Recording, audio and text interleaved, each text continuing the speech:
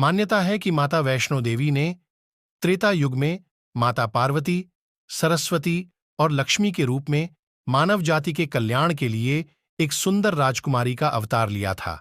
उन्होंने त्रिकुटा पर्वत पर तपस्या की थी। बाद में उनका शरीर 3 दिव्य ऊर्जाओं महाकाली, महालक्ष्मी और महासरस्वती के सूक्ष्म रूप में विलीन हो गया।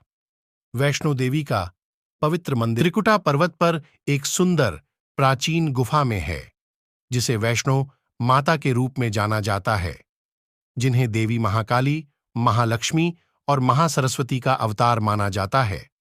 भारत के बाकी पवित्र स्थलों के साथ वैष्णो देवी का स्थल भी काफी पवित्र माना जाता है।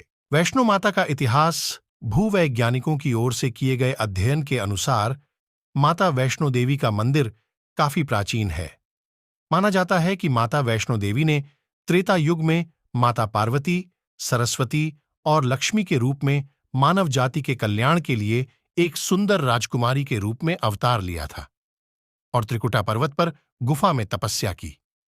जब समय आया, उनका शरीर 3 दिव्य ऊर्जाओं के सूक्ष्म रूप में विलीन हो गया, महाकाली, महालक्ष्मी और महासरस्वती।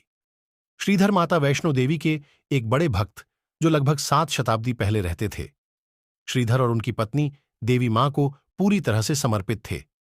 जहां एक बार श्रीधर को एक बार सपने में दिव्य के जरिए भंडारे करने का आदेश मिला, लेकिन श्रीधर खराब आर्थिक स्थिति के चलते इस बात से चिंतित थे कि वो ये आयोजन कैसे करेंगे, जिसकी चिंता में वे पूरी रात जगे रहें और फिर सब किस्मत पर छोड़ दिया।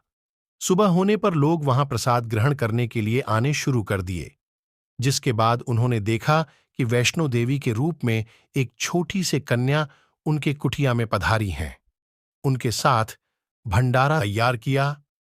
गांव वालों ने इस प्रसाद को ग्रहण किया।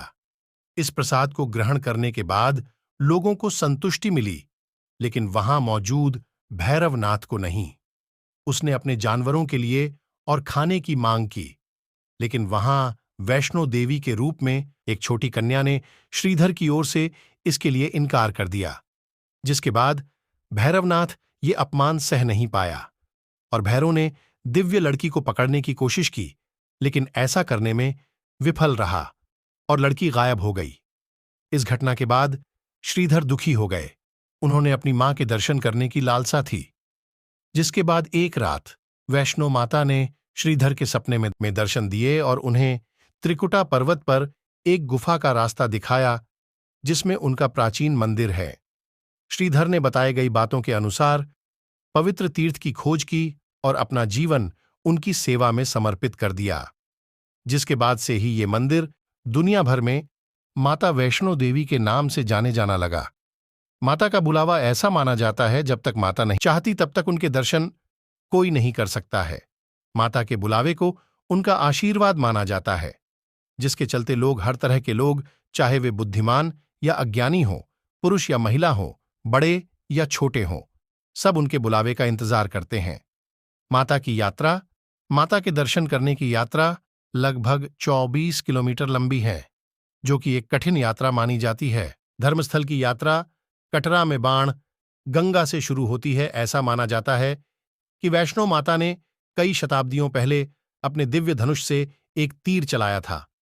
ट्रैक कठिन है, लेकिन श्राइन बोर्ड की ओर से दिए जाने वाले ढके रास्ते, सीढ़ी, वाटर कूलर, बैठने की जगह, पेंट्री और भोजन की दुकानें थके हुए यात्रियों के लिए एक राहत देती है। जय माता दी।